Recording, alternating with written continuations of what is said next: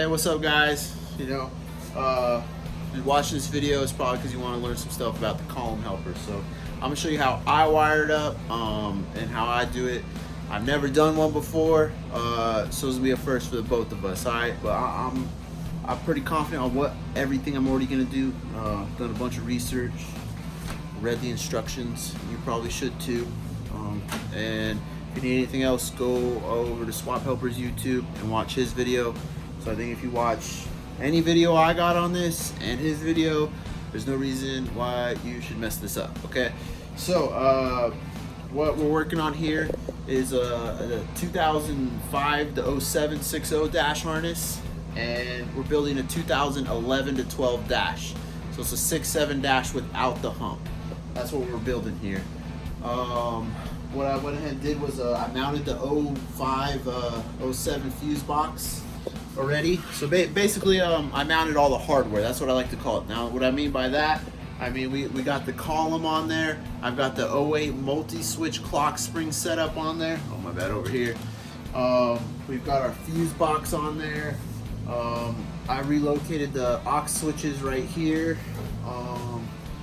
Redid the 4x4, and we got our new fuel cutoff. So that's what I mean by hardware. We got our hard parts on the dash that we need to wire to. So we've got all that taken care of.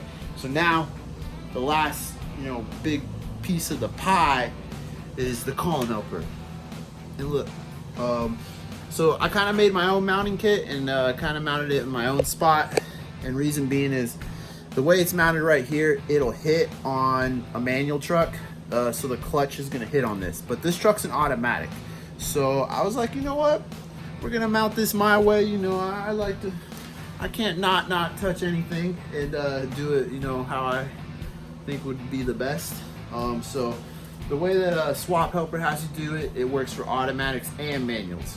So in this case, most of the trucks will be doing automatics, so I'm gonna be mounting them like this.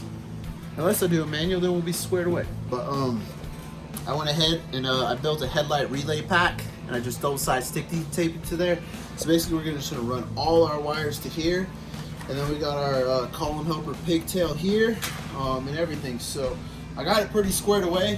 One of the first things we're gonna be doing is I'm gonna show you everything there is to know about the flasher relay and what you need to delete on. Basically we're gonna delete this whole box. We're gonna repurpose a couple of these wires. I'm going to show you basically how to delete this and wire this correctly to the column helper. So let me go ahead and flip this camera. I'm going to go ahead and crack a cold one, and we're going to get started on this bad boy. So stay tuned, guys. Okay, guys, let's get on into it. So first task, we need to delete this and figure out what to do with this wiring. I don't like to keep wires jingling around. So we're going to tell you what all these do. So we got 5 wires here, and this is what they do, okay? So we have a light green red, and that's power coming in. And this is what powers your turn signals and your hazards. With the key on or off, this thing's hot all the time, okay, guys? That's what powers the turn signals.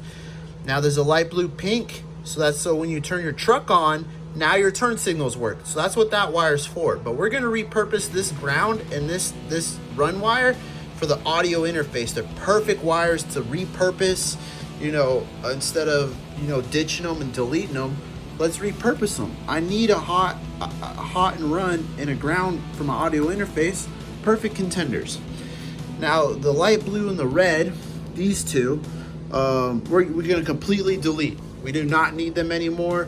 The column helper's got it covered, okay, guys? So these ones, they go from here all the way up to the multi-switch. So I'm gonna show you how to delete those. So these two we repurpose, these two we delete. This goes to the column helper. And if you're wondering, what they do, there you go. So here we go. We're gonna delete.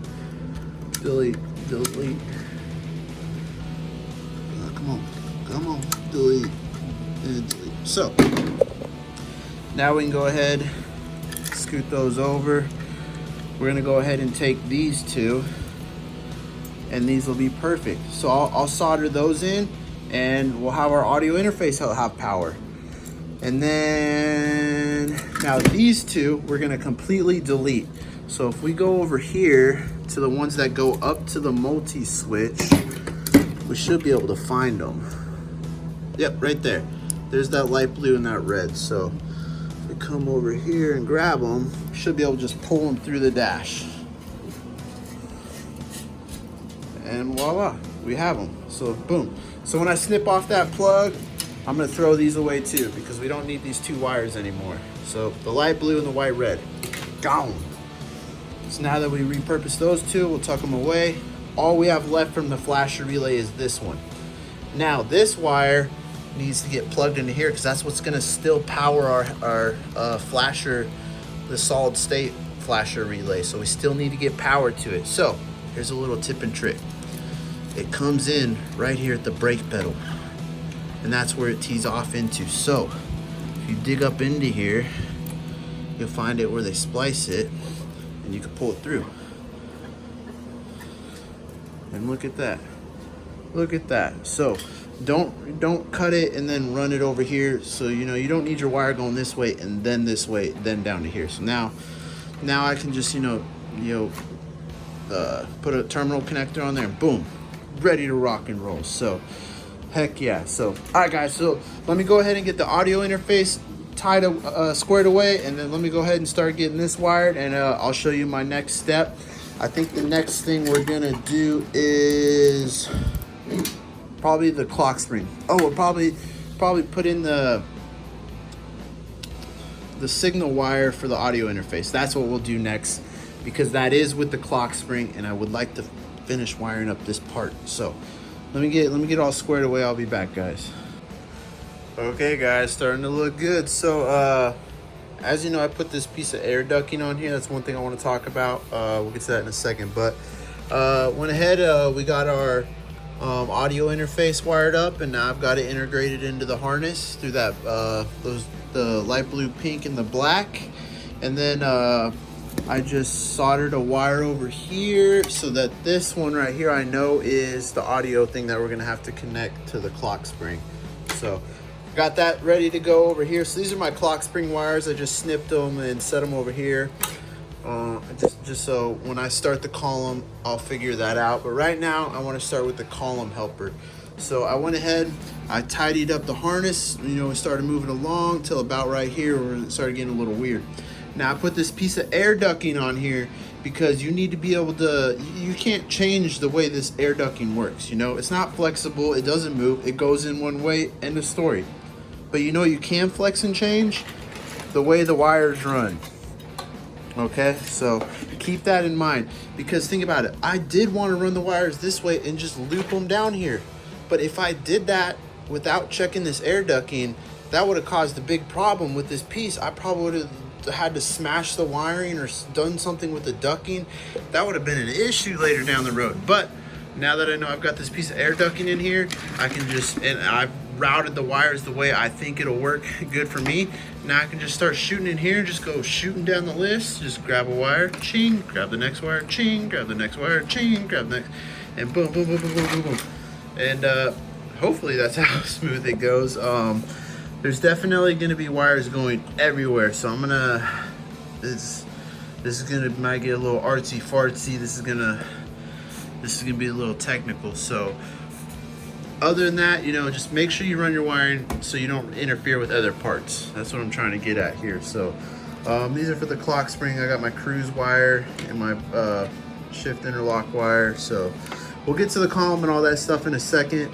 Let's just get this bad boy wired up and show you how it comes out. I'm excited. I think it's gonna look good, guys, so heck yeah.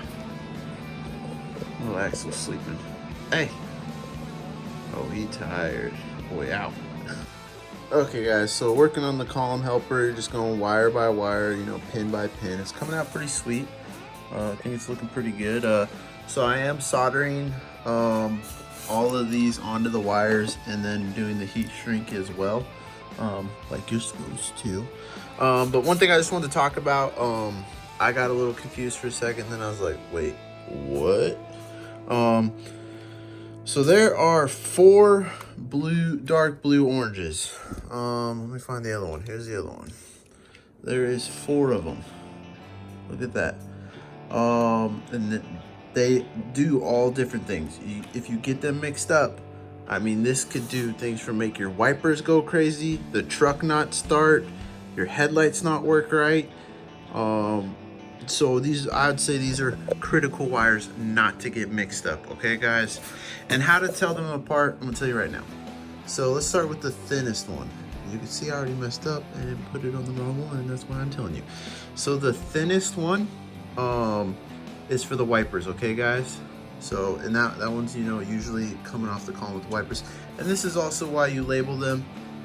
But, you know, I was looking at this after I crimped it and soldered. I was like, wait a minute, something's not right. And then double checked, and I was like, oh yeah, I grabbed the wrong one. So,